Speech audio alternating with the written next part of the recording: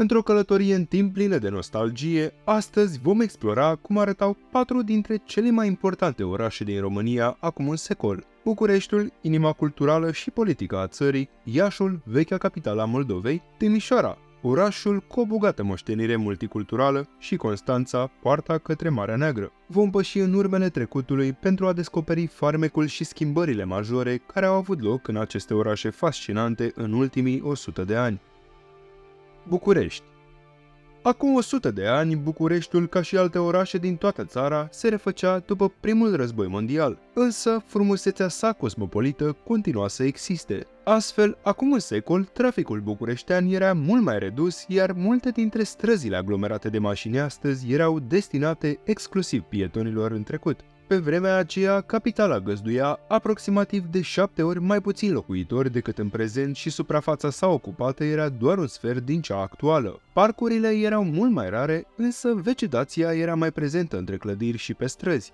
De asemenea, clădirile erau mult mai mici decât cele de astăzi, cele mai înalte având doar 3 sau 4 etaje, iar majoritatea locuitorilor ocupau case fără etaje. Tot acum aproximativ un secol avea loc înființarea primei instituții de învățământ superior economic, Academia de Înalte Studii Comerciale și Industriale. Inițial, aceasta își desfășura activitatea în diverse locații, urmând ca în 1926 să fie construită propria clădire. Hotelul Cismigiu, cunoscut și sub numele de Palace Hotel, era cel mai impresionant hotel din acele timpuri. Pe bulevardul Elisabeta, o arteră ce evoca spiritul teatrului bucureștean, luminițele și reclamele luminau strada, asemănându-se cu celebrul Broadway. Cinematografele de pe bulevardul Elisabeta atrăgeau publicul cu proiecții, mai ales a filmelor franțuzești. De asemenea, orașul era presărat cu o mulțime de grădini de vară și bistrouri. Pentru distracție și dans, grădina Oteșteanu, amplasată pe Calea Victoriei, în locul actualului Palat al Telefoanelor, era locul preferat. Cele mai rafinate produse de patiserie și prăjituri, gătite după rețete franțuzești, puteau fi savurate la Casa Capșa. Acest local găzduia recepții la care participau personalități politice și artistice de seamă. Femeile bucureștene din anii 20 îmbrăcau stilul elegant inspirat din moda pariziană, purtând pălării mici și lungi șiraguri de perle de 1 metru, alături de rochii confecționate din materiale pastelate. Bărbații nu erau mai prejos, purtând întotdeauna pălării și bastoane pentru a completa eleganța vestimentară a epocii. Iași. Chiar înainte de perioada interbelică, intrarea României în primul război mondial în anul 1916 și ocuparea capitalei București de către trupele puterilor centrale au făcut ca întreaga administrație, Casa Regală și o mare parte din populația civilă să se retragă la Iași. De la Iași, regele Ferdinand și conducerea țării au planificat apărarea țării și apoi ofensiva finală. Generalul francez Henri Mathias Barthelot a adus de la Iași un efort necontenit de formare și echipare a armatei române care a dus ulterior la câștigarea războiului. Revenind însă la subiectul videoclipului de astăzi, Iașul era un mare oraș de cultură, iar acum un secol, viața culturală era marcată de eforturile de renaștere a revistelor literare influente, precum Viața Românească și Semnări Literare, care și-au continuat activitatea cu sprijinul unor personalități precum Garabeti Brăileanu, Mihail Sadoveanu și George Topărceanu. În timp ce revista Viața Românească a fost temporar întreruptă din cauza primului război mondial, Semnări Literare a luat inițiativa în promovarea culturii și literaturii, susținând dezvoltarea unei literaturi naționale și universale. În paginile acestor publicații se găseau articole, poezii, cronici literare și discuții despre direcțiile viitoare ale literaturii române. Cu sprijinul lui Brăileanu, numeroși scriitori, atât tineri cât și consacrați, și-au făcut simțită prezența, contribuind la formarea unei atmosfere culturale vii și diverse la Iași. În piața Eminescu din Iași, în perioada interbelică, s-a ridicat clădirea Fundației Culturale Regale, ce astăzi găzduiește cea mai veche bibliotecă universitară din țară, Biblioteca Centrală Universitară Mihai Eminescu, cu un fond de carte ce se apropie de 3 milioane de exemplare, unele foarte rare. De altfel, Universitatea Alexandru Ioan Cuza din Iași era în acea vreme un centru academic important. Fondată în 1860, universitatea avea deja o istorie bogată și continua să atragă studenți din toată țara la 1924. De asemenea, Hotelul Traian, o atracție importantă în perioada interbelică, a fost înghițit în perioada comunistă de blocuri după ce dominase zona Lăpușneanu. Timișoara.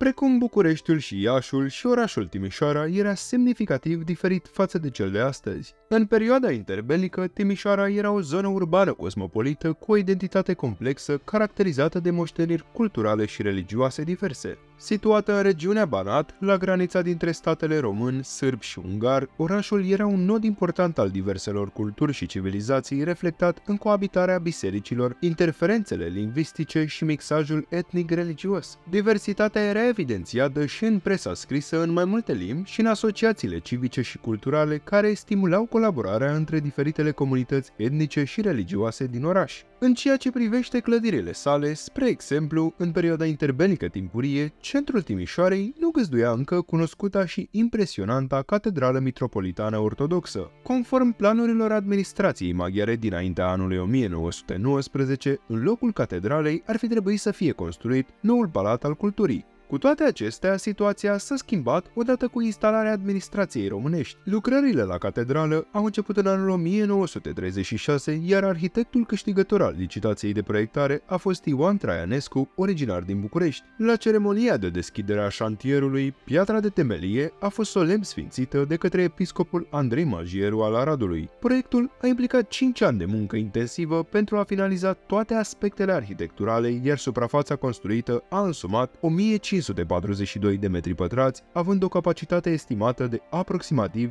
5.000 de credincioși. De asemenea, la 15 noiembrie 1920, Timișoara a devenit centru universitar prin decretul semnat de regele Ferdinand I, întemeiindu-se școala politehnică. Constanța.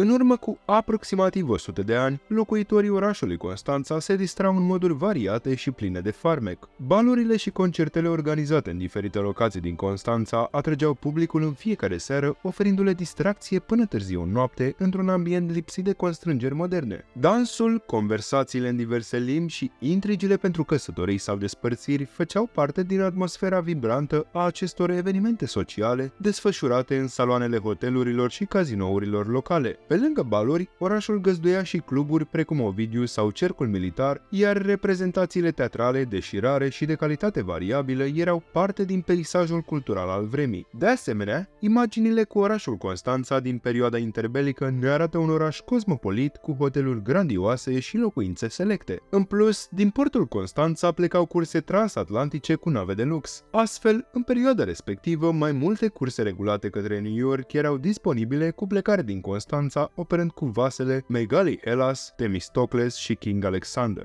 King Alexander nu se referă la regele Macedoniei, ci la regele Alexandru al Greciei, fratele principesei Elena și unchiul regelui Mihai. Acesta a murit tragic de tânăr, fiind mușcat de o maimuță. Ca o omagiere adusă memoriei sale, familia Embericos, care deținea vasul, a decis să numească una dintre navele lor de lux după el. Principalul punct de interes al orașului turistic Constanța, începând cu anul 1910, a fost, fără îndoială, Cazinoul Comunal, o construcție monumentală proiectată de arhitectul Daniel Renard în stilul Art Nouveau. Aici oamenii își încercau norocul la ruletă sau la alte jocuri de noroc celebre în întreaga lume la acea vreme, unde averile erau câștigate sau pierdute. Însă, Cazinoul Comunal nu era doar un loc de jocuri de noroc, era și centrul cultural al orașului, găzduind spectacole, expoziții și numeroase alte evenimente. Datorită amplasamentului său de pe faleză, era și locul ideal pentru plimbări.